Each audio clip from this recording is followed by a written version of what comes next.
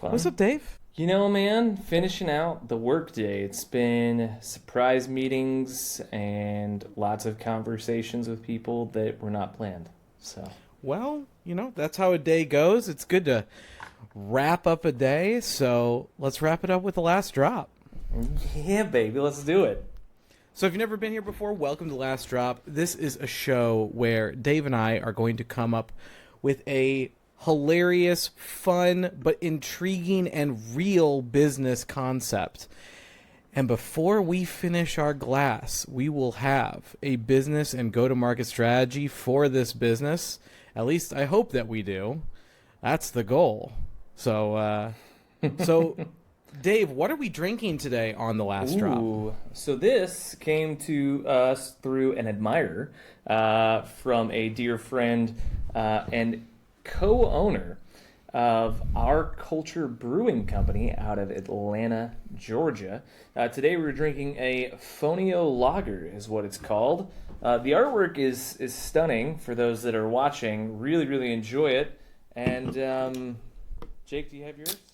I do. I have poured mine into a fancy glass. Oh, fancy glass. I like the packaging, so I'm drinking out of here. Cheers, brother.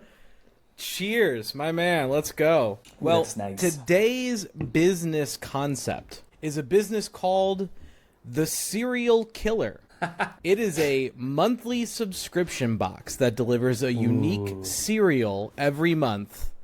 But inside the box is a fun mystery or puzzle to solve. It's part game, part food, all fun. We've got a drink. We've got a wild idea. It's time to build this business down to the last drop. It's going to get wild, so hold on to your glass. All right. So, starting with the business.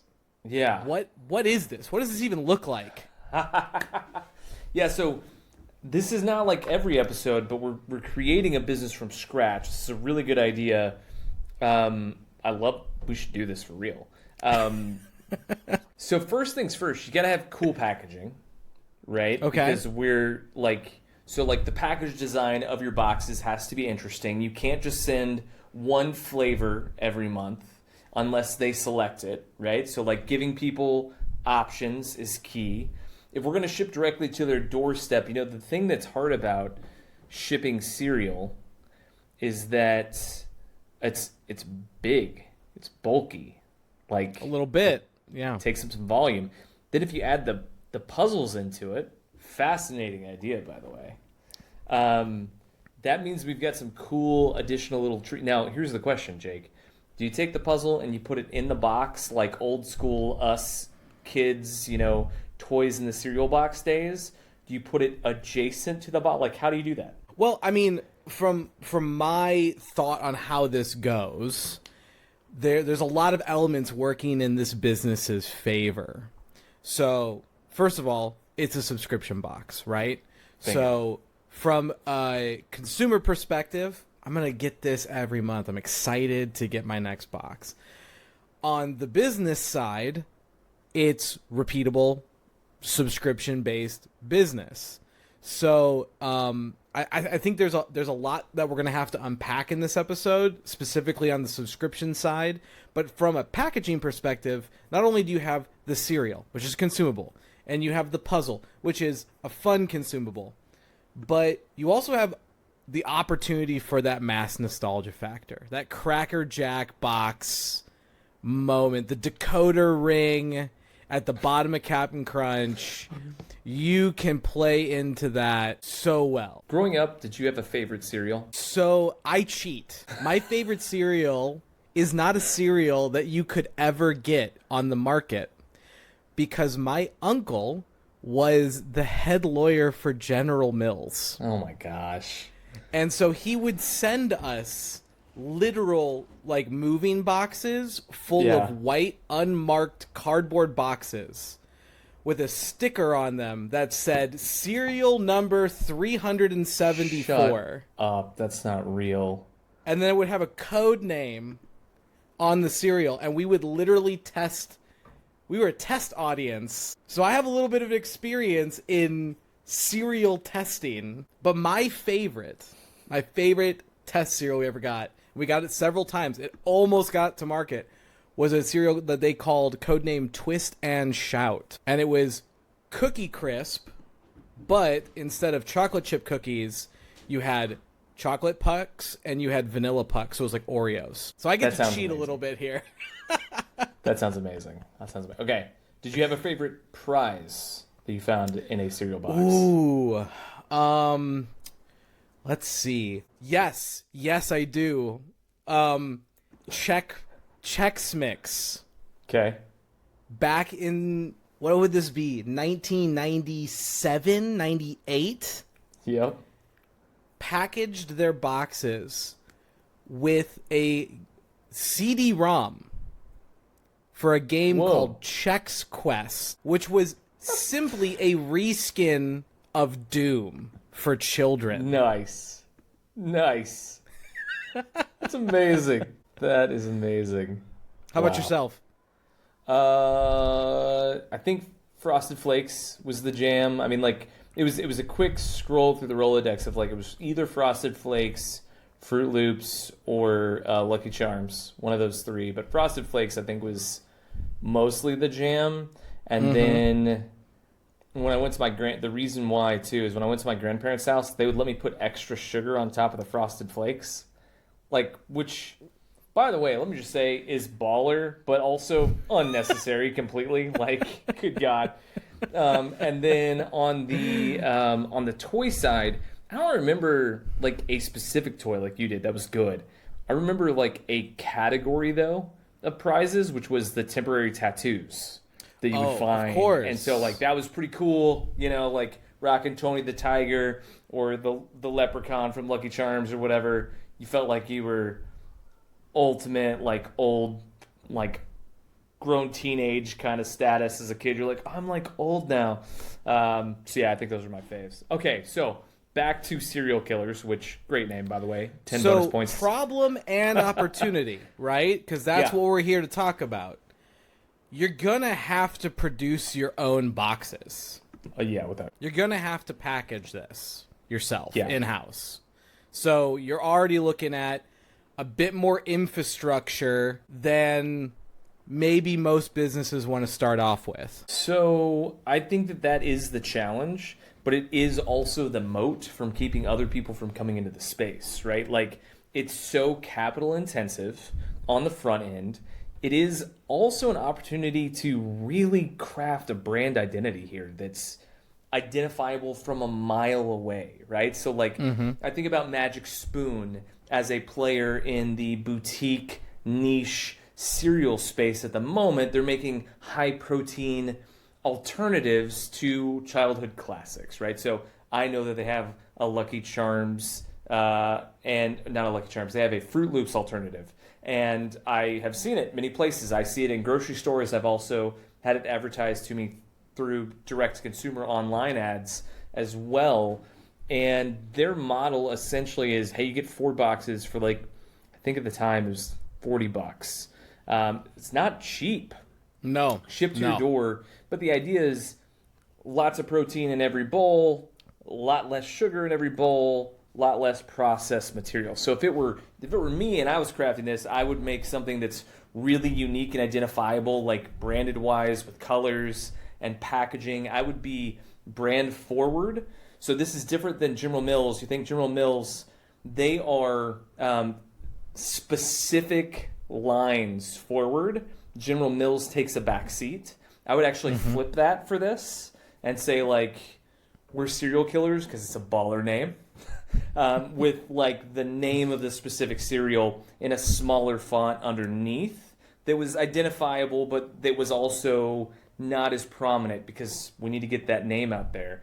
I think the other thing too is I would go all organic and whole materials just to be absolutely different from what's out there in the general public, and use sugar, but use raw sugar instead of refined sugar as like a subtle, simple example. But just doing things that are a little bit outside the bounds of what's out there, I think would also be impactful. Let's take a step back, though. Let's talk about the cereal itself. Are you making your own cereal, or are you just sourcing it? Because a lot of subscription boxes, their entire model is small brands that want to get their name out there come to you. They give you, 10,000 items at near cost. Yeah.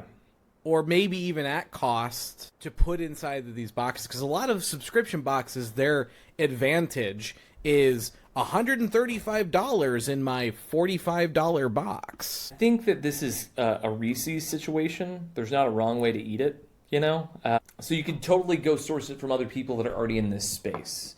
They're going to sell it to you at a wholesale. You're going to package it together in a facility with some other brands, ship it out. On the flip side of this, though, and that may be how you get started, but over time you're going to want to make your own thing, in part because one of those or a bunch of those companies are going to look at your model and say, well, why don't we just do that for ourselves? Mm-hmm. Why don't we just take that model of all these different brands of cereal? We have a lineup of 12 different cereals. Why not just do it for ourselves? We'll come up with our own fun name. We'll put our own money behind it. We'll market our brand. And so I think over time, you ultimately end up in the same spot that you may want to launch with, which is you create your own flavors, you have your own recipes, you go to a massive, production company. They produce it on site. They package it for you. And then, as a subscription service, they may even be able to ship it from that location to individual users if you're doing it in batch runs. I don't know. But I think that over time, regardless of how you start, you're going to have to make your own line. How would you do it? Well, I mean, I would take it. There's a three-pronged approach that I might jump at. The first is, let's keep our investment as slim as possible, right? I'm a bootstrapped my own businesses. I know you are too. So I lean that direction where it's like, how do I do this with no money? Right?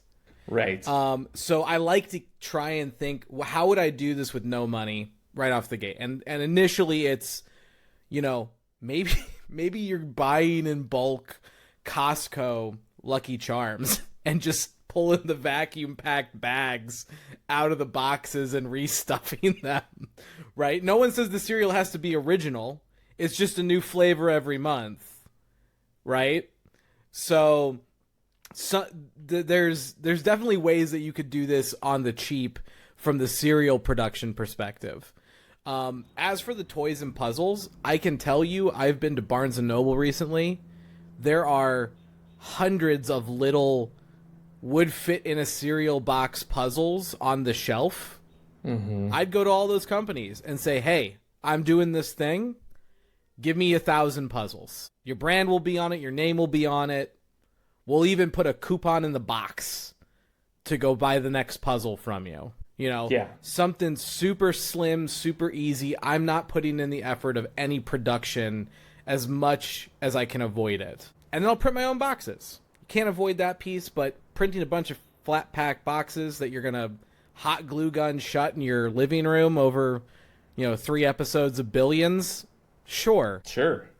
Yeah, I think that's smart too on the bootstrapping side. Like, that's a great way to look at it and go about it. I think that's really smart. Now, if I had some money, though. Yeah, that's what I was going to say. If you had some investment, let's say that somebody was like, Jake, I love your idea. Serial Killers is a great name. Here's $10 million. Go figure it out. That changes the game a lot. It does change the game. That's why it's interesting. I think that there's a hidden value to this. I already mentioned it earlier, which is there's actually a nostalgia factor here. Mm-hmm. And I think what I would do is I would approach big cereal brands that have had cereal lines that have gone the way of the dodo and see if I can license their recipe or something. And I'm going to bring back Waffle Crisp. Ooh. For a month. I'm going to bring back, peanut butter cinnamon toast crunch. Something that people can kind of rally that nostalgia behind and then give them this extra layer on top, that puzzle, that mystery they have to solve. Whether that's sourcing that with a company or in-house. Design your own little, pseudo escape room style puzzles in an envelope. Yeah. Ooh, that's fun. That's fun. How about yourself? Where do you see in that phase one, before we really hit that mass marketing, where are problems, and what is your initial stab at us all? Yeah, I think, one of the things that you see with cereal is that everybody's ostensibly making the exact same product out in the market. So the first thing you have to do is you have to make, if it were me, I would make a product that's absolutely different from anything out there. Because you basically have the sugary cereals, the bran cereals, that's it. And they're all owned by the big corporations for the most part. So in order to kind of think through that, I'd be thinking about okay, where's a niche that no one else is going? Magic Spoon went, hey, well, let's make a protein-based cereal. Really smart. So for me, I would go, let's make an all-organic cereal that is lighter in sugar, higher in fiber, having some alternatives across the spectrum, right? So it'd be really interesting if you even had it like Roy G. Biv style, as far as the colors go. If you start over on red, and you go across the spectrum, the more red you are, the more sugary it is. The hotter the color, the cooler the color, more blue, purple, the less sugary and the more kind of health nut nutrition based it is. And somewhere in the middle, you get some different fun stuff that's kind of cool. And Raisin Bran Crunch. That's right, Raisin Bran Crunch. That is all sugar too. But I think that there's something to that. And then I think it's also reimagining what you put into cereals, right? So much it's always the same stuff and people think, oh, that's what works. That's not necessarily what works. That's what we've been conditioned to enjoy. And so I think that there are versions of, again, you could do versions of Fruit Loops that are just a higher quality of ingredient and people are going to say yes to that and pay a premium for it. You could do a version of Raisin Bran, but do a higher quality version of that, and you're going to get a better engagement on it. And so I think that there's stuff like that you could do. That's where I would go. I'd also double down on the packaging. I think that that's a challenge. When it comes to the puzzles, I actually think that that's one of the more simplistic models. And you highlighted this, man. There are so many puzzle companies out there that would cherish the opportunity to have a small sample of their puzzles put into a package with a coupon where they can then sign up for it. I mean, we would even have some people that would probably pay for that privilege, honestly. They wouldn't just pay for the puzzle. They would probably give us additional money to put that coupon in the box. It may only be 5-10 cents, but it's not nothing, right? And so it's great. I think that that's another revenue stream. And then I think from there, it's how do you get a ton of people to start talking about this? Because that's the next problem that my mind goes to. It's all right, we've got our own unique recipes. We've got the brand design figured out. We've got the puzzles figured out. Then the next thing I'm thinking about is how do you let the world know that we exist? And how do you get them saying, yeah, let's do that? And I think that there's some things that make sense. But that's kind of where my mind goes first. And if there's any way for me to avoid hawking other people's cereal, I want to. So if this is your first time watching, Dave and I have to take a sip now because we went two separate directions on the business idea. So cheers, Dave. And here's where we split. Dave believes that the value proposition is in the quality of the cereal. And Jake believes that the value proposition is a brand and experience play. I don't think the quality of the cereal matters at all. I think this is a liquid death moment where you can take a, pardon the pun, stale industry, no pardon required, slap something fancy on top of it, and find your market through that. Maybe. Without having to actually change the product in any real way. What do you think of that? I think that if you do that and it's it's liquid death, then you have a totally different model of getting into the marketplace. I think that it's more challenging with that model to do subscription-based items and I would go straight to consumers in retail locations if that was the brand. Because one of the things that happened with Liquid Death that made it really successful was that it was in a unique package size, not even talking about the design yet, sparkling water in a tall boy can like this. So everybody assumed it was beer on the shelf. That was part of its genius. Was people were like, Liquid Death, what is that? They went to go look at it. They're like, why is this in the water section? There was implicit curiosity, in part because it didn't make sense. And so I think that if you're going to go in that direction where it's like, it's just the same, you either have to make it so that it's so cost effective for like General Mills or something like that in order to get those boxes to somebody's door that they're like, ooh, I'm in on it. Or, which I don't think is really possible, and I don't know I'm not an expert in cereal. So I could be totally wrong. I could be totally wrong, but I don't know that there's enough margin there for them to be like, yeah, you know what, let's do this and let's work with a startup that's going to promote us and have the data. I just don't know. Yeah, no, I think there's different ways to slice it, right? Totally. So let's talk about branding because that's where things are going to get fun and interesting. So, what in your opinion? What are you going to try and hook for the rest of the package?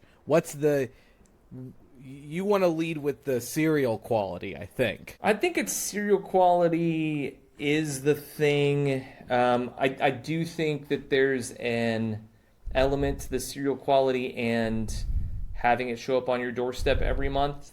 That there's like, when we were kids, there was that thing where, I don't know if you remember that commercial where the guy was like, I don't know a better word for this, waddling down the aisle. Like he was like squatted down the cereal aisle. And he's like, everybody asks us why our cereal doesn't come in a box. And he like snaps his finger and he goes, but all of this cereal doesn't come in a box. And it's all like the General Mills stuff and everything that's just outside of the box packaging.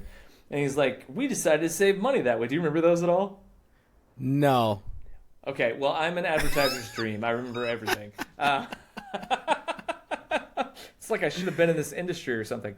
And so, like, it was this idea of they were trying to get people to buy bigger bags of the same concepts. So you got more volume of products for cheaper prices because they weren't putting it in a cardboard box that had nice design. Their bags had nice design, but it was cheaper to ship. It was easier for them to stack it. It was easier for them to get it there. So you got more volume for the same price, sometimes even less.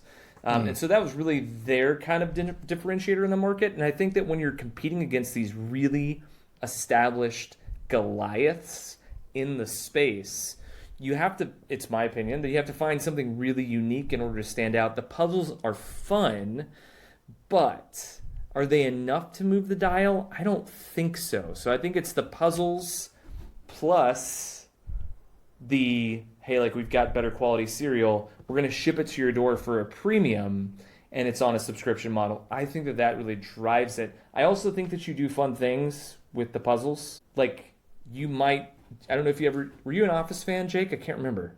I have observed The Office many times. You've dabbled in The Office. There's this one episode, one Christmas, where they do Secret Santa, and Dwight keeps getting pieces to his gift where he's trying to put it together. Have you seen that one? No. Okay, it's great. So A, it's great. B, he's like putting it together, and it's like, something that would fit on your desk. And the first item that he gets, he's like, I had this exact same idea to catch bin Laden. He's like, I thought that if I shipped him a bunch of different parts and he assembled it, he'd assemble it and realize that he was in jail. It ended up being like a nutcracker sort of thing for Brazilian nuts.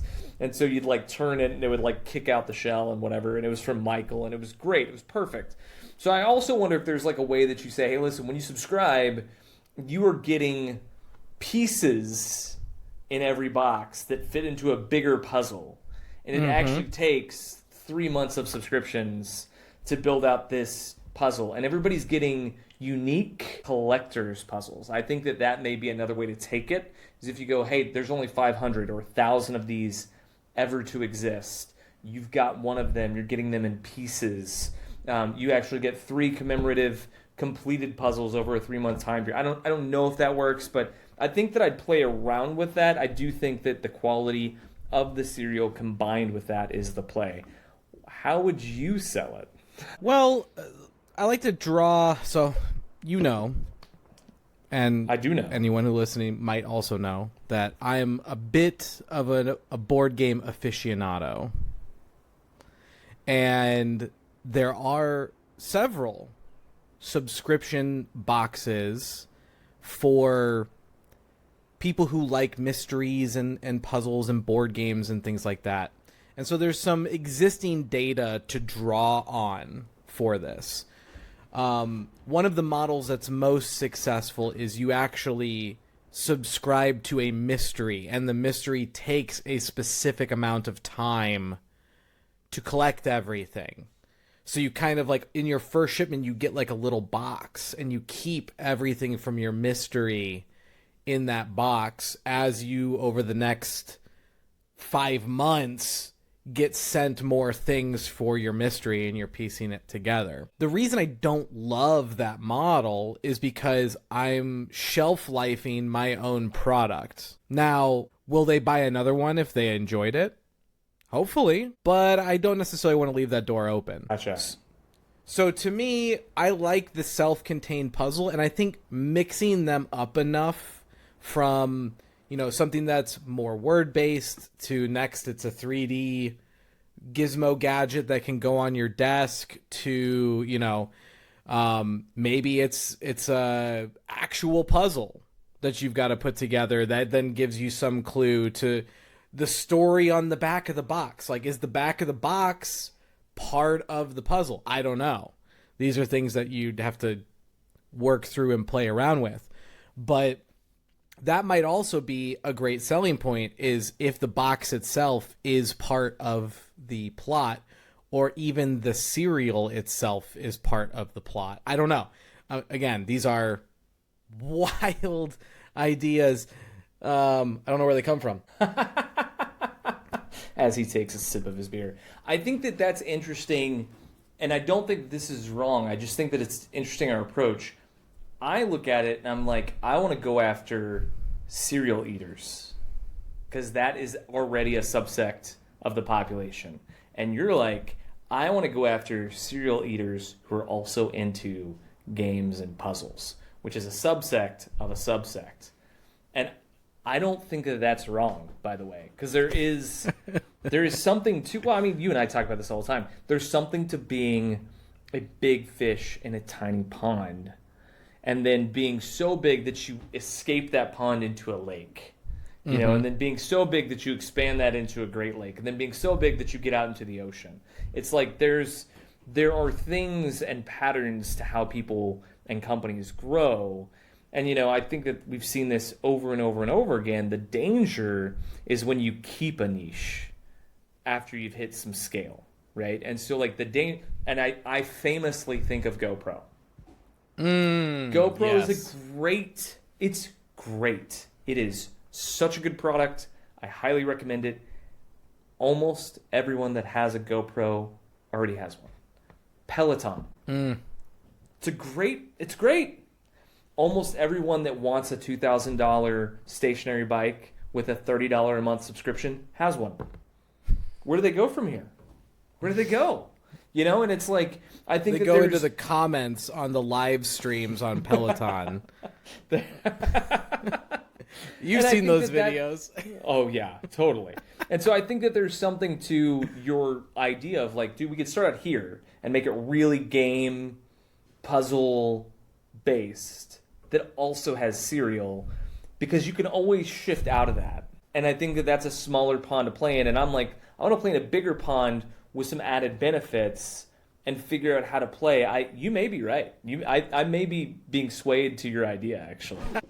Well, I look at it, and like you said earlier, and this is going to come up in nearly every future last drop, I think, which is The phrase everyone uses is the riches are in the niches, right? Yeah. And I like to call it marketing in the margins. When you can overlap the margins of two different things, you create a TAM, a total addressable market, that has two reasons to love you. And so the sale becomes that much simpler. Yes. Because now I'm not signing up for one purpose. I've got multiple reasons to say absolutely. Yeah. Yeah. And sometimes that's a difference maker for sure. Yeah, I think so. And I think it's one of those things too where if you can find a really solid niche where you have overlap between two communities, again, cereal lovers and people that love to game, then that's a different kind. You can also create content in a more intelligent way.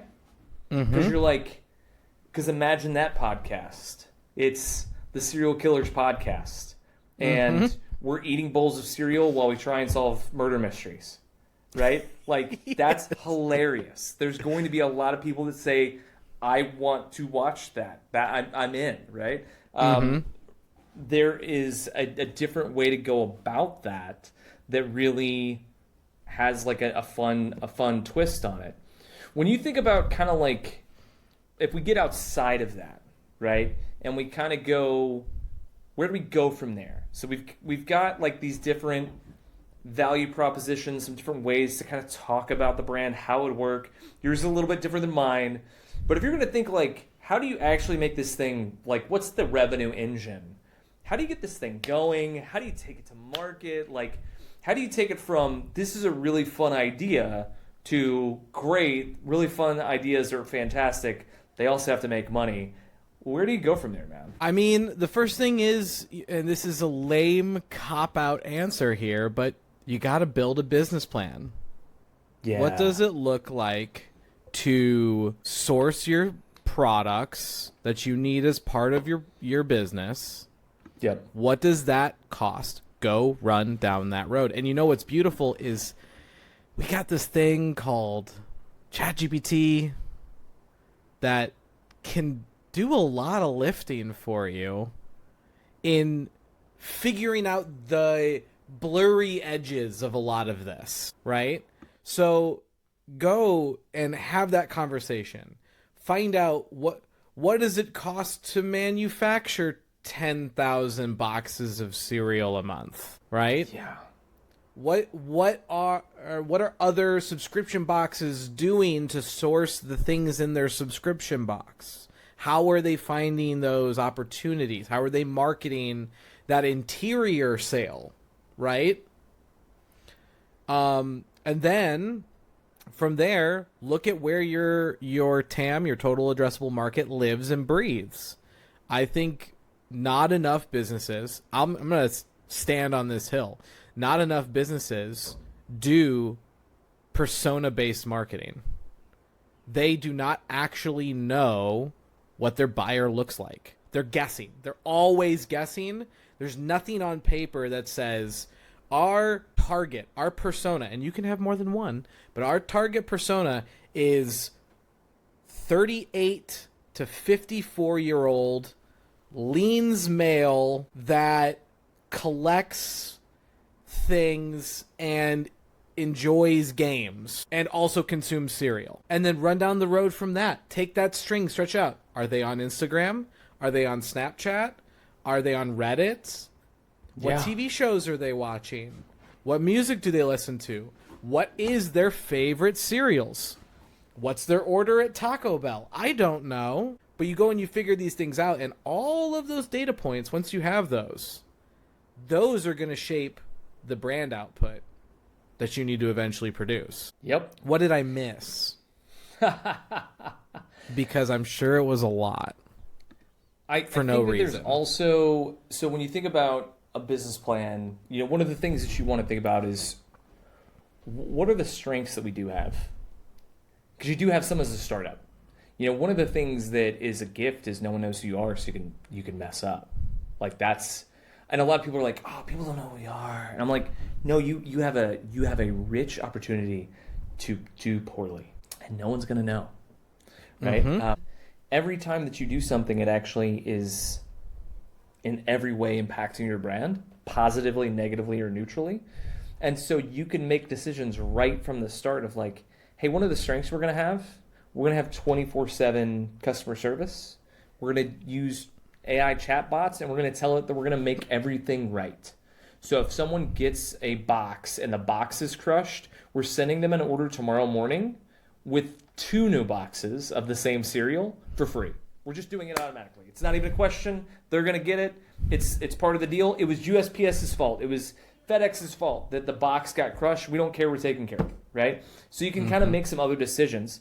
When you look at the weaknesses of what you've got, it's like, well, hey, we're playing against multi-billion-dollar brands, not only in the cereal space, but also in the gaming and puzzle spaces. That like Hasbro's a monster. I've had friends get sued by Hasbro. They do not play nice. I'll just tell you, from personal connections. So those toy companies are sincere about keeping their market share. So you're going into a space that has some challenge there. The opportunities is it's an industry that's ostensibly been the same for the past 100 years, and that is not an exaggeration. That is not an exaggeration. That is not an exaggeration. So like the opportunity is you can disrupt this thing in every which way you can imagine, because the current model is it's cheap materials, it's cheap prices, relatively speaking. It's mostly crap that they put into the box. The toys aren't fun anymore. If they even have them. If they even have them, they're not unique. If they even have them. They're not cool. They're just, and so you get to bring that back. It's kind of the idea of like, if you were going to, we should do this sometime, Jake. If you're going to launch a new airline, what would that be like? Because everybody took like this really extravagant experience and they've made it crappy. They've intentionally made it bad. And so it's like, what if you went the other direction? I think the threat, so you've got the opportunity, the threat there is you've got these multi-billion-dollar brands that don't want to see you succeed. They don't want you to have a percentage of the market share, because that 1% directly affects their shareholders, their bottom line. They don't want to give you an inch. So if there is a space that they can find for copyright infringement, for a lookalike product that they know they're going to lose, and this has happened to me, where I've had billion-dollar brands sue me, not because I did anything wrong. I did everything above board, trademark stuff. I won. But I did everything above board. They got lazy. They missed the boat. They sued me anyways. They didn't have legal grounds. They sued me anyways, just so my bill would rack up, just so it would be more challenging. And so I think the threats there are real as well. That being said, as you're kind of putting together your plan, you also have to know your unit economics. Like for every box of cereal that we sell, what is our margin? Which tells you how much you can sell if you're doing direct-to-consumer, subscription-based. How much can you spend in marketing to get a new customer? If they just came for 1 month, how much could you sell? If they stick around for 6 months, how much could you sell then on the LTV? Like how much could you spend? And it starts to change your approach on the marketing. It starts to change your approach on the advertising. How do we build this thing, right? Because there may be a really succinct model where you just go, look, the best way to go, we need every podcaster on the planet to get free boxes of our cereal, love it, and then we're going to give them $20 for everybody that signs up using their coupon code. And that's all of our margin for the first month, plus a little bit of extra of month 2. But it's going to be cheaper for us to do that than it would be to do meta advertising. I'm not saying that's true, but I'm just throwing that out. You have to understand your unit economics. I think that's really it. I think the other thing too is like, how does the tech work? So like we met a subscription like SaaS platform at a recent conference in Dallas that you, myself, and another staff member went to, owner really. We found this company that we really like that allows for pausing subscriptions, putting a prescription on freeze, because like, hey, it's summertime. Maybe you're going on an extended vacation because you work remotely. I mean, you and I do this, Jake, so I'm kind of using us as a model. It's like, dude, you and I may not be at home. So we may want to put that cereal subscription on hold for 6 weeks. But we don't want to cancel it because then we'll forget. Right? Or maybe we want it to show up. The best subscription box I ever subscribed to. And I subscribed for 4 years to this box. Okay? Every single month, they would tell me, here's what's in your box. If you don't like it, you have 72 hours... I love that. To pick a different box from our past lineup, or say no, and we won't bill you this month. There you go. And I stayed on that subscription service for 4 years. And the only reason I quit was because they took away that ability to make the choice. I love it. So, okay, key takeaways. What did we cover here? What do we feel like were the nuggets, the 2 to 3 nuggets? If we were to go and start Serial Killer tomorrow, and these hit us really hard, what would we be sad we forgot? Ooh, I think that we would be sad if we forgot to dive into the ways that you actually market and advertise this thing. Like, if you were going to put together a plan or an approach here, Jake, for your model, what are the things that come to mind? Like, what would you be like, man, these are the things I would automatically just dive into? I mean, for me, sourcing that cereal without having to get into manufacturing is number one. Number two, what does the prize, we'll call it the prize, the puzzle, the fidget, whatever it is in the box, what does that look like? What's the scale of that? What's the repeatable value that I'm going to invest in that every month? How do I make it so that the box is part of the experience? Like, the box of cereal itself is part of the experience. And then from the model that I would chase, the more horizontal model to your vertical model, right? Because you want to go up and fight bigger fish. I look at it and go, once I have puzzles nailed, I'm on to baseball cards. I'm going to keep my groupings low for the different offerings I have. And then once I have a sustainable baseline, then we'll launch premium cereal that we make in-house. There you go. Okay. How about yourself? Right. Yeah, I immediately, I want to have I think Serial Killers is just such a badass name. You know what I mean? Like, it Bundios.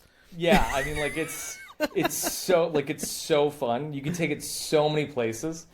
I think that the first thing that I do is I get really tight on the recipes. I make something that doesn't exist in practice in the same way that other things do now. There's a lot of high fructose corn syrup. There's a lot of dyes and other crap that they put into those cereals. If you do something that's organic and whole and you market it as that, and it's a subscription-based box, I think that gets you a long way. Again, the name is great. If you get the recipe right, then you get the packaging in addition.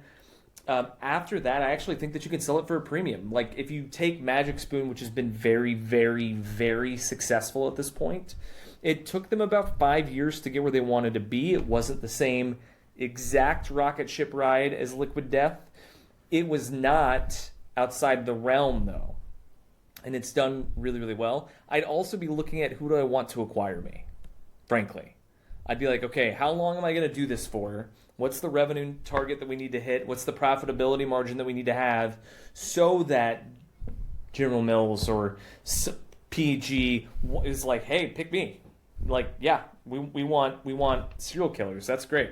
I also think that there's something to, over time, when you go to market with the marketing and advertising, if you're doing the healthy cereal kick, I think that it just leaves open this vast space for what you've got going on.